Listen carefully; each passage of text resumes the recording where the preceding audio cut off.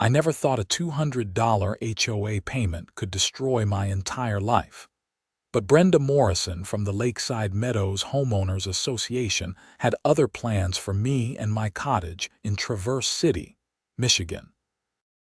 The whole mess started on a Tuesday morning in late March when I found the certified letter taped to my front door. I had just gotten back from a month-long business trip to Seattle, where I had been finalizing the acquisition of 3 auction houses for my investment portfolio. The envelope bore the official seal of the Lakeside Meadows HOA, and inside was a notice that made my blood run cold. According to Brenda and her board of directors, I owed $400 in delinquent HOA dues, and if I did not pay within 7 days, my property would be auctioned off to satisfy the debt. I stood there on my porch, staring at the letter in disbelief. The cottage had been in my family for 3 generations. My grandfather built it in 1962, right on the shores of Lake Michigan. My father had passed it down to me 5 years ago when he moved to Arizona for health reasons. The place was paid off, worth at least $600,000 in the current market, and they wanted to auction it for $400 in unpaid dues. I pulled out my phone and called the HOA office immediately. A cheerful voice answered on the 3rd ring. Lakeside Meadows Homeowners Association, this is Debbie speaking. How may I help you? This is Adrian Ivers. I just received a notice about my cottage being auctioned. There must be some mistake. One moment, please. I heard the clicking of a keyboard. Ah, yes, Mr. Ivers. Your account shows $400 in delinquent dues, 2 quarterly payments at $200 each. I set up automatic payments years ago. This does not make any sense. Let me check on that. More keyboard clicking. I see here that your bank returned the payments due to insufficient funds. That was impossible. I kept a minimum balance of $50,000 in that account specifically to avoid such issues. Can you tell me when these payments were supposedly returned? January 15th and February 15th of this year.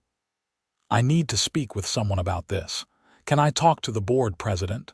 Mrs. Morrison is very busy, but I can schedule an appointment for next week. Next week? The notice says I have 7 days before the auction. That is correct, sir. The auction is scheduled for next Tuesday at 10 in the morning. This is insane. I want to speak with Mrs. Morrison today. I am sorry, but that is not possible. She has back-to-back meetings all day. I hung up and immediately called my bank. Within 10 minutes, I had confirmation that no payments to the HOA had been returned for insufficient funds. In fact, both payments had been processed and cleared without any issues. I asked them to email me the proof, which arrived in my inbox within minutes. Armed with this evidence, I drove straight to the HOA office, a small building near the community center. The receptionist, presumably Debbie, looked up with a practiced smile that faded when she saw the expression on my face. I need to speak with Brenda Morrison right now.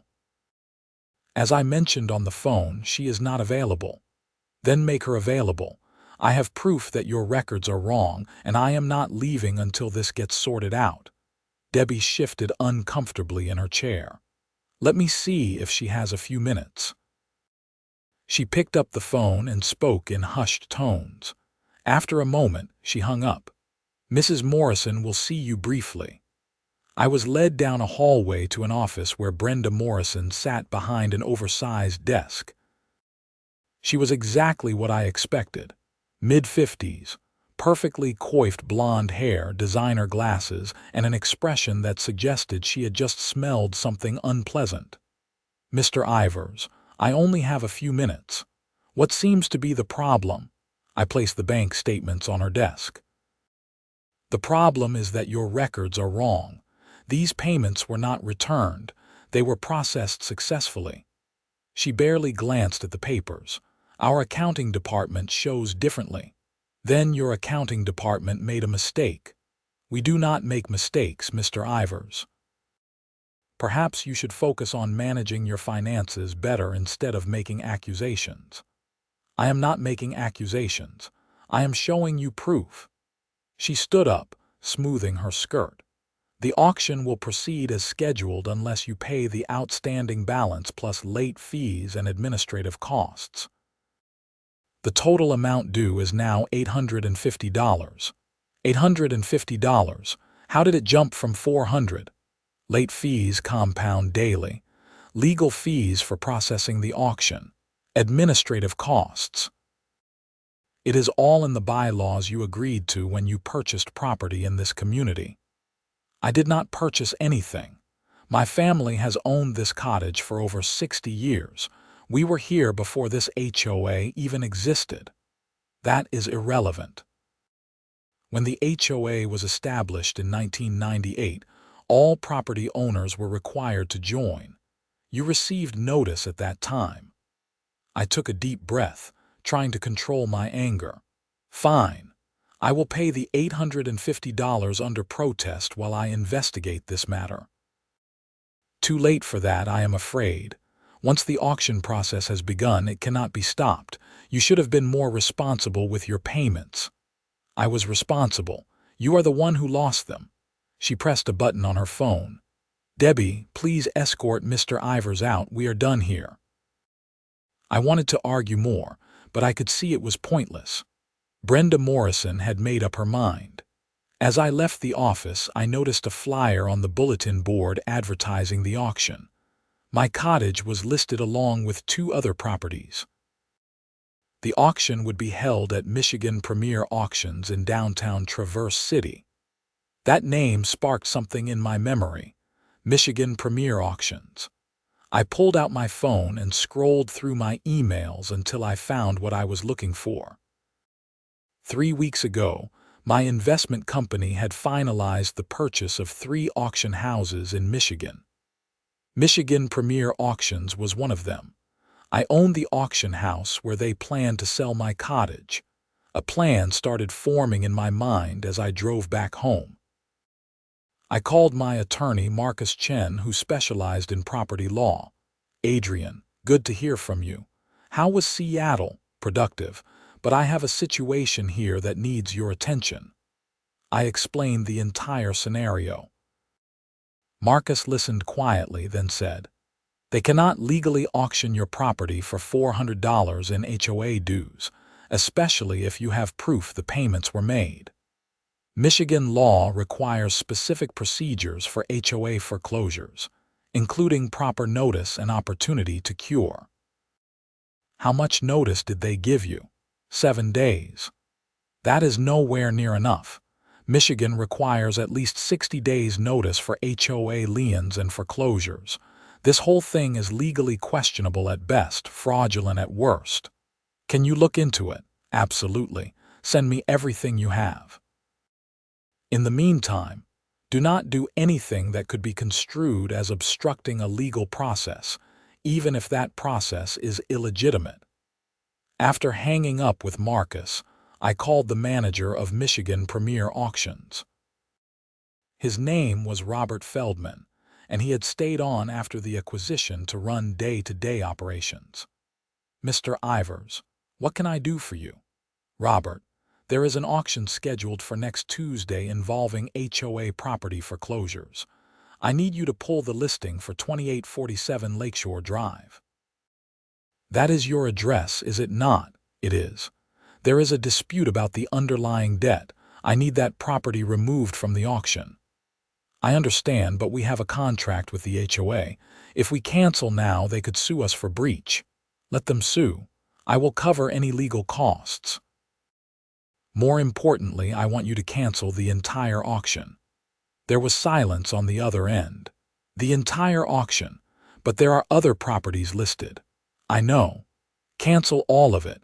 Tell the HOA that due to unforeseen circumstances, Michigan Premier Auctions cannot proceed with the sale.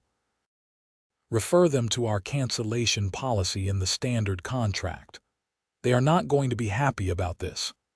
I am not concerned about their happiness. Can you do it? Yes, sir. I will send the notification this afternoon. Perfect. And Robert, document everything. Every communication, every response. I want a complete record. Understood. I spent the rest of the day gathering documentation. My bank statements, copies of the original automatic payment authorization, records showing my account balances, screenshots of the cleared transactions.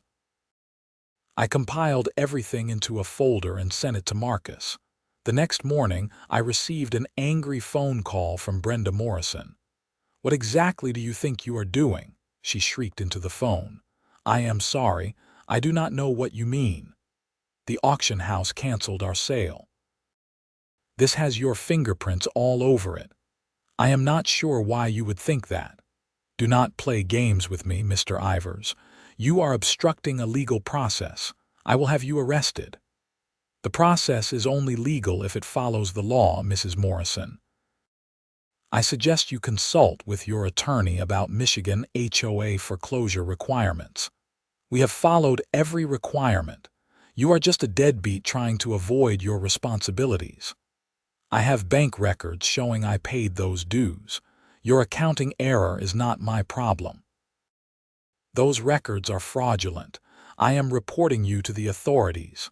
Please do. I welcome the investigation." She hung up on me. 20 minutes later, Marcus called. "I just received a very entertaining voicemail from someone named Brenda Morrison. She is threatening to sue you, sue me, and sue Michigan Premier Auctions. She called me too. What are our options?" "I have been reviewing Michigan HOA law. The notice period they gave you is completely insufficient. They also failed to provide documentation of the debt, failed to offer a payment plan, and failed to give you an opportunity for a hearing before the board. This whole thing is so procedurally defective that I am wondering if they have done this before." "What do you mean?" "I mean maybe you are not the first person they have tried to railroad. I'm going to do some digging into their previous auctions. If there is a pattern of behavior here, we might have a class action suit on our hands. Do what you need to do. I want to know everything about how this HOA operates." Over the next few days, Marcus worked his magic. He discovered that Lakeside Meadows HOA had auctioned off 7 properties in the past 3 years for delinquent dues. All 7 auctions had been conducted with minimal notice, and in every case, the properties had been sold for a fraction of their value to buyers who had connections to the HOA board members. One property, a beautiful lakefront home worth over $800,000, had been sold for $1,200 in delinquent dues.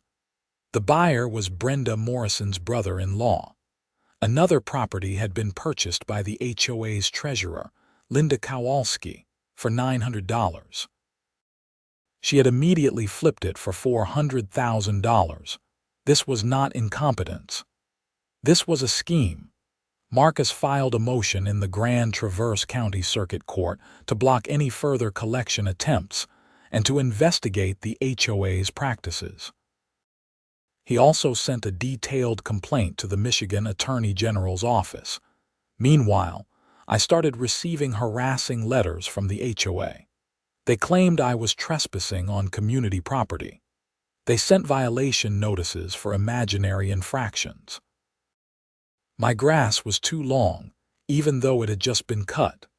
My cottage needed painting, even though it had been painted the previous summer. I was parking my car in an unauthorized location, even though I was parking in my own driveway. Each violation came with a fine: $50 for the grass, $200 for the paint, $100 for the parking. They were trying to bury me in fees.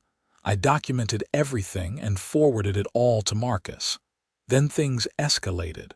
One morning in mid-April, I woke up to find my driveway blocked by an HOA tow truck. Brenda Morrison stood on the sidewalk with a clipboard and a smug expression.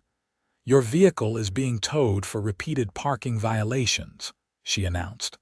I am parked in my own driveway. According to HOA regulations, all vehicles must be parked in approved locations. Your driveway is not approved. That is absurd. Everyone parks in their driveway. I do not make the rules, Mr. Ivers. I simply enforce them. I pulled out my phone and started recording. I would like to see the regulation you are citing. It is in the bylaws. Which section? She waved her hand dismissively. I do not have time to educate you on our governing documents. The tow truck will remove your vehicle in 5 minutes unless you move it yourself. Where exactly am I supposed to park it?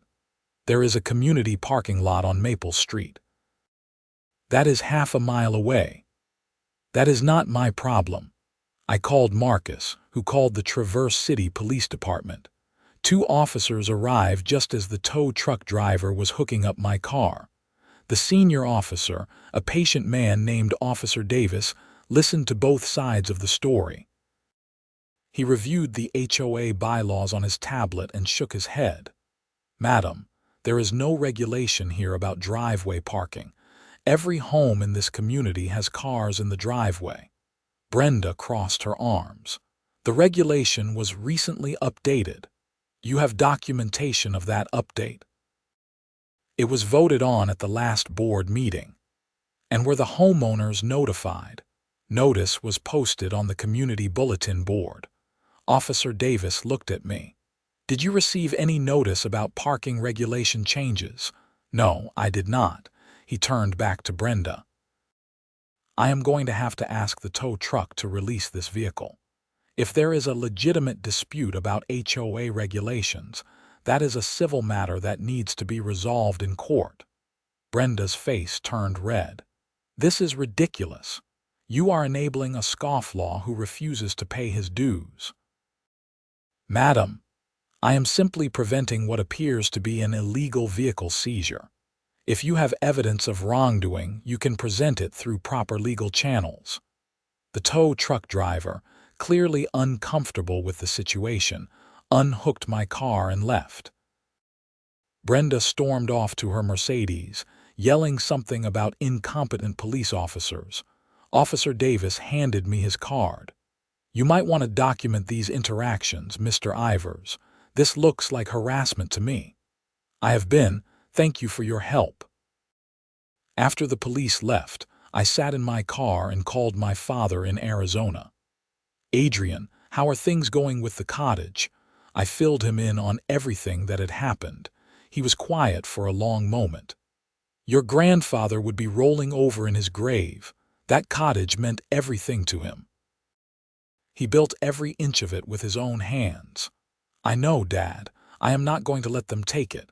What can I do to help? Do you remember when the HOA was formed? You were still living there in 1998. I remember it well. A developer bought the vacant land south of our property and built those cookie-cutter houses. He wanted to create an HOA for his development, but the county made him include all the existing properties too. We fought it, but we lost.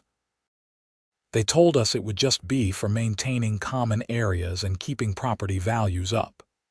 Did you ever agree to let them have the power to foreclose for unpaid dues? Absolutely not. The original bylaws had no such provision. We made sure of that. This was important information.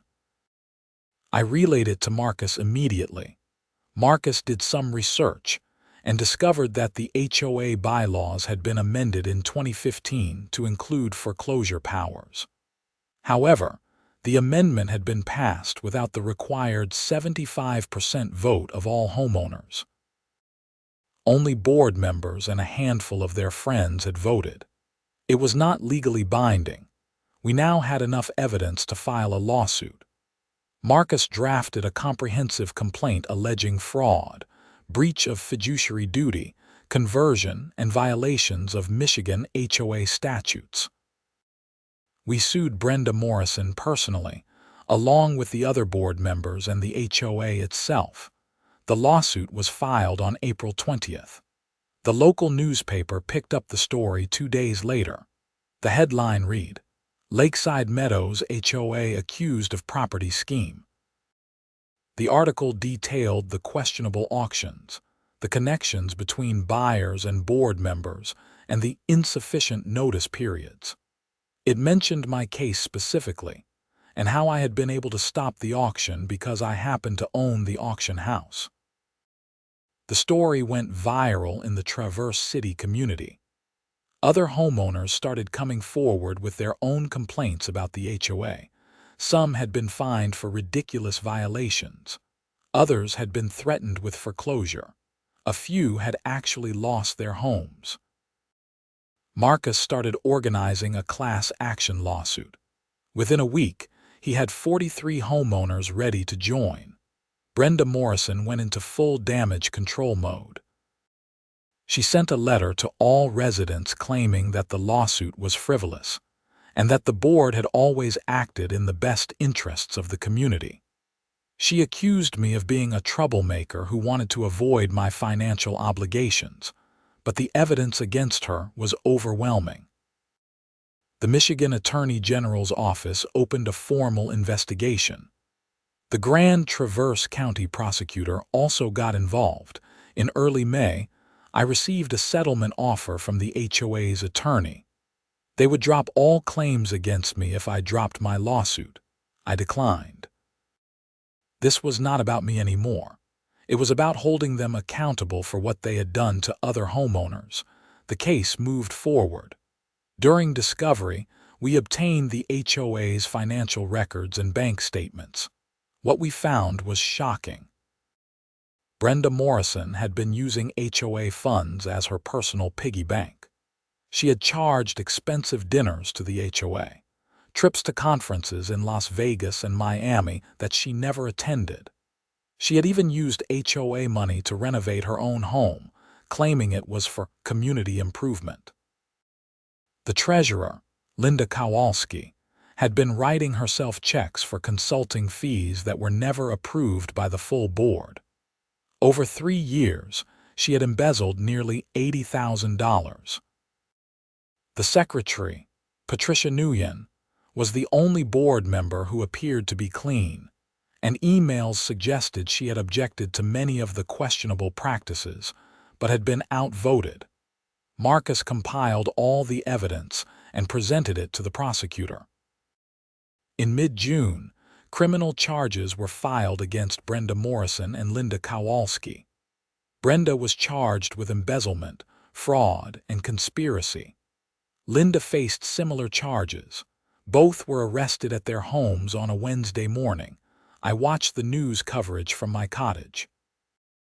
Seeing Brenda Morrison being led out of her house in handcuffs was oddly satisfying, though I felt no real joy in it. Too many people had been hurt by her schemes. The criminal cases moved through the system. Both women initially pleaded not guilty, but as the evidence piled up, they changed their pleas. In September, they both accepted plea deals. Brenda was sentenced to 3 years in prison and ordered to pay restitution of over $200,000. Linda received 2 years and had to pay back everything she had stolen. The civil lawsuit was settled in October. The HOA's insurance company agreed to compensate all the homeowners who had lost property through the fraudulent auction process. Those properties would be returned, or the owners would receive fair market value compensation. Every homeowner who had been excessively fined or harassed would receive damages. I was awarded $50,000 for the harassment and stress, though honestly, I would have done it all for free just to stop Brenda Morrison. The HOA was completely restructured. New board members were elected through a fair process. The bylaws were revised to include better oversight and transparency. Patricia Nguyen became the new president and worked hard to restore trust in the organization. As for Michigan Premier Auctions, Robert Feldman continued to run it successfully. The publicity from the case actually brought in more business, as people saw that we operated ethically and would not participate in questionable auctions. My cottage remained in my family, just as it had been for 3 generations. My father came to visit in November, his first trip back to Michigan in 2 years. We sat on the porch, looking out at Lake Michigan as the sun set. The water was calm, reflecting the orange and pink sky. "Your grandfather would be proud of you," my father said. "I was just protecting what is ours."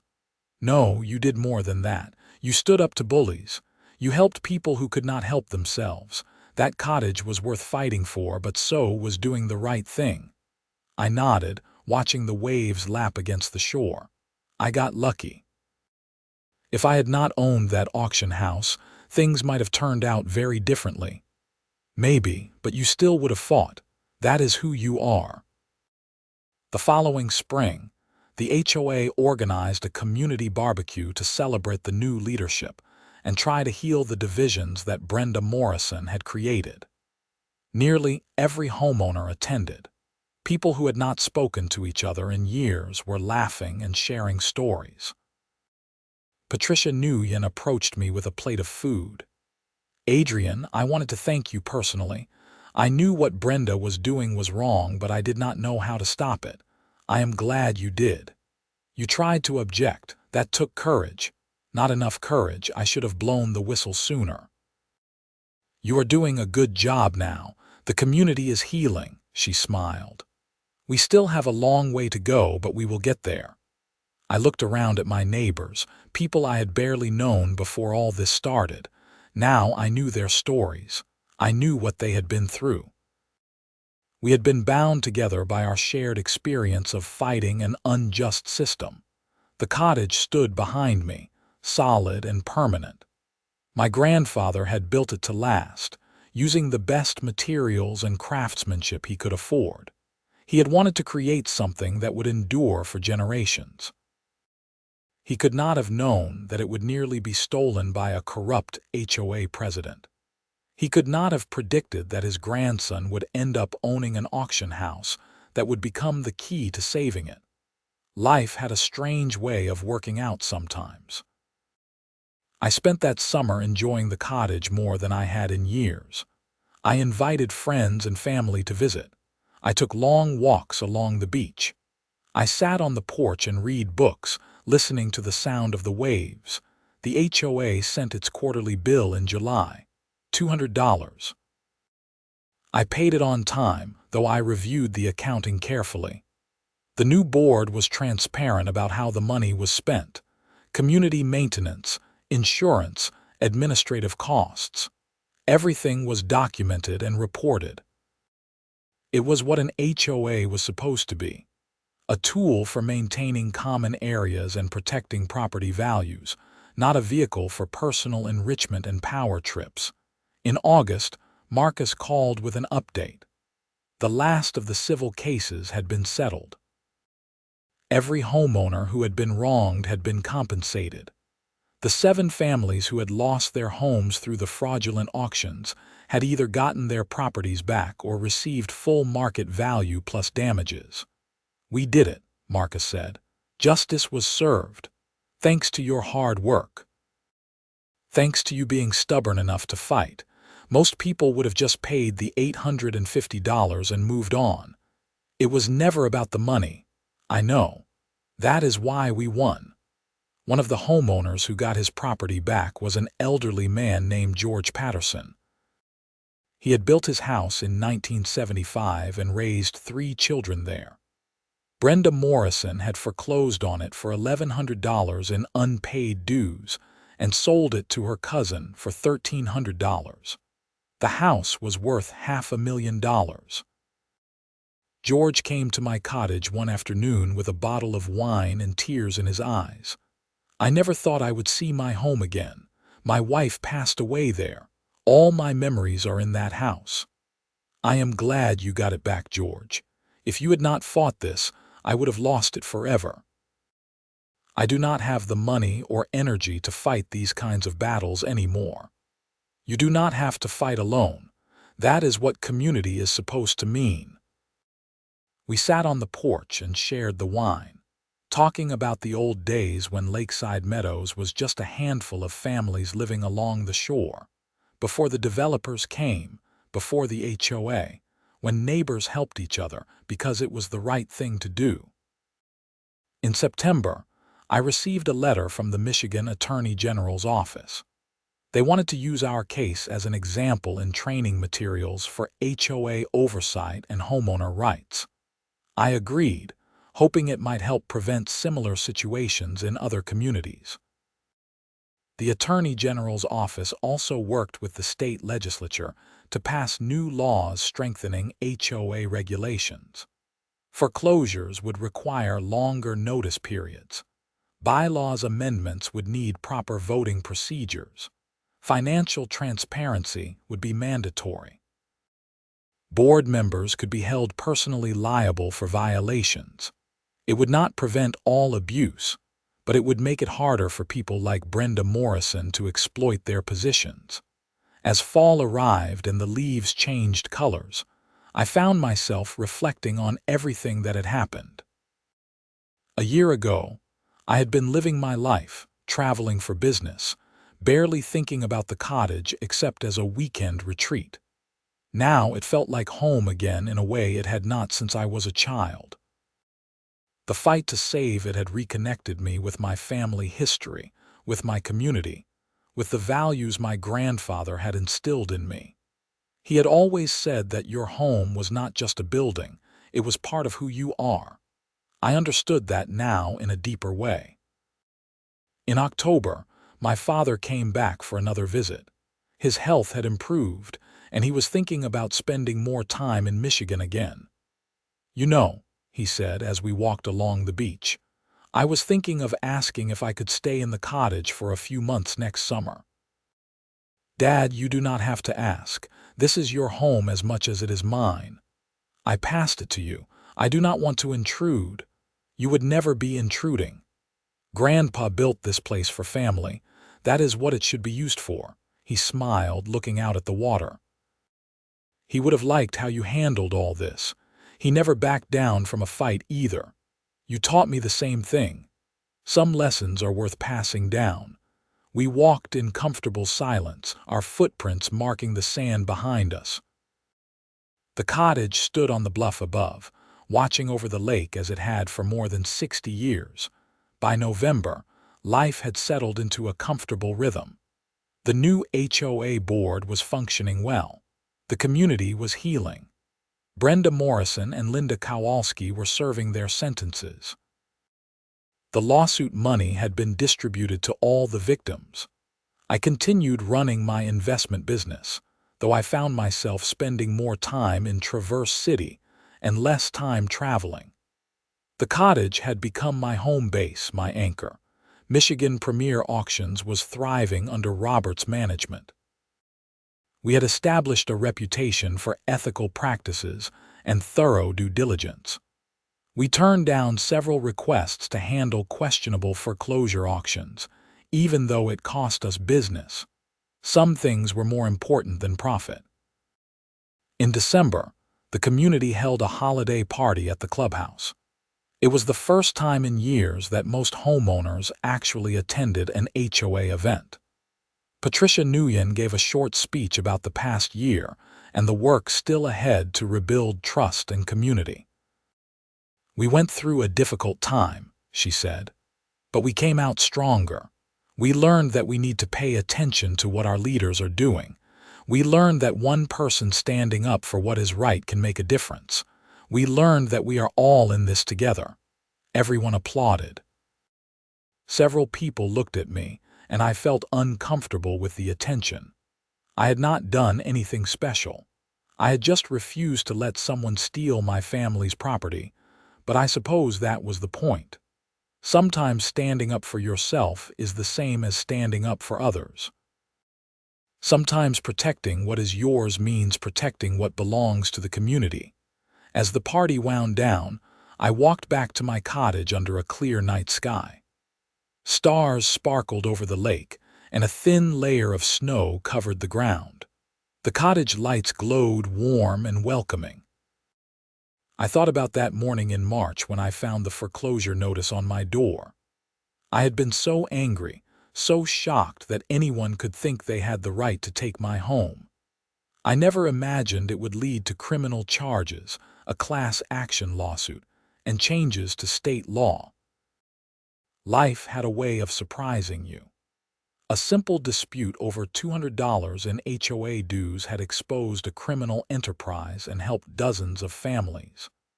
My random decision to buy Michigan Premier Auctions as an investment had given me the leverage to stop the auction and fight back. Some might call it coincidence. Some might call it luck. My grandfather would have called it providence, a fancy word he used when he believed things happened for a reason. Maybe he was right. Maybe I was meant to be in a position to fight this battle. Maybe all the pieces had fallen into place exactly as they needed to. Or maybe I had just been stubborn enough to refuse to be pushed around, and everything else followed from that. Either way, the cottage was safe. My family's legacy was preserved. Justice had been served. The community was better off than it had been. I unlocked the front door and stepped inside, grateful for the warmth and the solid walls around me. This was home, not because of the building itself, but because of what it represented: continuity, family, standing up for what matters. My grandfather had built it with his hands. My father had maintained it with care. I had saved it from thieves, and one day I would pass it on to the next generation, along with the story of how close we came to losing it and how we fought back. That was the real value of the cottage. Not the $600,000 it was worth on the market, but the lessons it taught and the strength it gave us to face whatever challenges came our way. I made myself a cup of coffee and sat by the window, looking out at the lake. The water was dark and mysterious under the night sky, but I knew it would be there in the morning, constant and reliable, just like the cottage, just like family, just like doing the right thing, even when it was hard. Brenda Morrison had tried to take all that away with her greed and her schemes. She had failed. The system had worked slowly and imperfectly, but it had worked. The criminals had gone to jail. The victims had been compensated. The laws had been strengthened. It was not a perfect ending. Some families had gone through terrible stress. Some had lost years of their lives living in fear of losing their homes. Some wounds would take a long time to heal, but it was justice, and that mattered. As I sat there in my grandfather's cottage, drinking coffee and listening to the wind off the lake, I felt a deep sense of peace. The fight was over. The cottage was safe. The community was recovering. Tomorrow would bring new challenges, new problems to solve, new battles to fight. But tonight, everything was exactly as it should be. The cottage stood firm on its foundation, weathering whatever storms came its way, just as my grandfather had designed it to do. And I would be here, protecting it, honoring the legacy he had built, making sure that no one ever tried to steal it again. Because some things are worth fighting for, some things are worth protecting, and some things, like family and home and justice, are worth everything.